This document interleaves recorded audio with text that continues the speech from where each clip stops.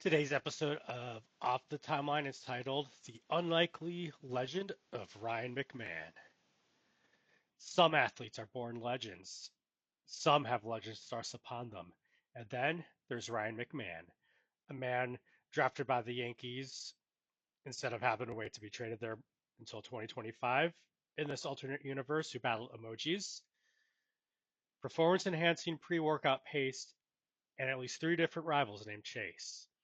This is a story of a guy who hit over 300 runs, won a World Series, and still found time to beef with Bregman, question brunch-focused front offices, and host the most chaotic baseball podcast of the 2030s.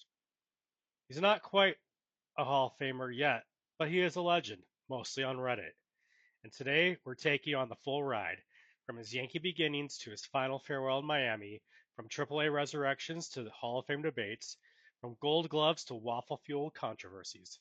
This is the definitely fake history of Ryan McMahon, baseball's favorite sarcastic middle child of the StatCast era. Chapter 1, Draft Day Destiny, the 2013 Wheel of Chaos. On a warm June evening in 2013, the New York Yankees did something deeply un-Yankee. They drafted a high school kid with swagger and no college commitment. His name? Ryan Patrick McMahon. Born in California, raised with smooth hands and a lefty swing, and fated to replace A-Rod's crumbling hips with something more human. In this alternate universe, the Yankees take McMahon at pick 26 instead of Eric Jagiello, who in real life hit fewer major league home runs than Bartolo Colon.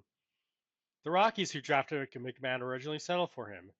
This is what's known in science as a cascading failure. So sort of like the real 2025 Colorado Rockies. The ripple effects hit quick. Marco Gonzalez becomes a Red Sox. Gleyber Torres never wears pinstripes.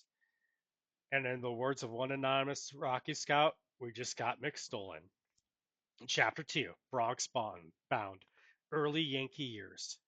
McMahon tears through the minors like a caffeinated squirrel.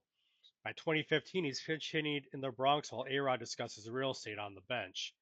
He crushes a home run off Marcus Stroman in his second MLB at bat, then stares in the camera like he's auditioning for a GQ cover.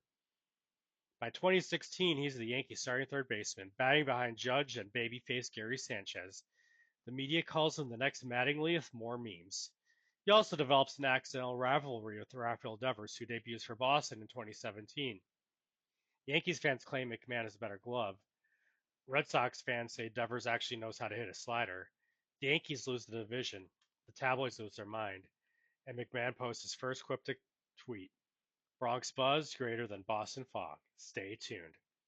Chapter 3, The Rise, 2018 MVP Hype and Gold Gloves. 2018 is McMahon's magnum opus. 294 average, 29 home runs, and a glove so slick it gets its own social media account. Yankees fans are in full-on Prince mode. He finishes fourth in MVP voting, wins his first gold glove, and buys a golden retriever named Trashy, foreshadowing perhaps. In a tiebreaker game versus the Red Sox, he goes yard off of Chris Sale. The Yankees take the lead until Mookie Betts ruins everything with a walk-off double in the ninth. It's basically a Shakespeare tragedy, only with more sunflower seeds and screaming in Boston accents. Still, McMahon's star is rising. ESPN starts doing McMahon versus Devers graphics. Fox offers him a segment called Pinstriped and Dangerous. He turns it down to host a Twitch stream called McMash Live. Chapter 4, World Series Glory and Trash Can Wars, 2019 to 2020. 2019, McMahon ascends. He slashes 287, 360, 515, hits a grand slam off Justin Verlander in the ALCS, and spikes his bat so hard it causes a small crater in the Bronx. The Yankees beat the Astros in 7, then dismantled the Yankees in 6 to win their first ring since 2009. McMahon isn't World Series MVP, that's LeMahieu, but his Game 6 home run becomes a TikTok dance challenge called the McMash. 2020 arrives and brings with it everything. Pandemic baseball, cardboard cutouts, an ALDS loss to the Rays. McMahon ends the year hitting .314 with a league-leading OBP. After a tough loss, Alex Bregman posts a clown emoji. McMahon claps back with a video of him banging pots and pans while wearing a Bregman jersey.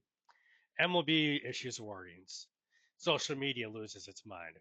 Chapter 5 Pace, Clown Emojis, and ALDS Agony, 2021 to 2022. 2021 starts strong but ends with heartbreak. The Yankees lose to Boston in the wildcard game. McMahon strikes out to end it, and Red Sox fans start calling him the Prince of Choke.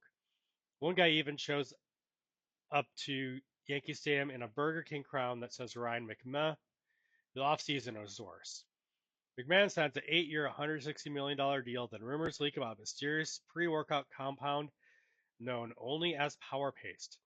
No rules broken, but eyebrows raised. ESPN debates whether beetroot extract should be banned. In 2022, he's injured, struggling, and benched in Game 4 of the ALDS as Vladdy Jr. walks off the Yankees. The trash can tweet suddenly feels quaint. Chapter 6 New Kids, Orioles Beef, and WaffleGate, 2023 to 2025.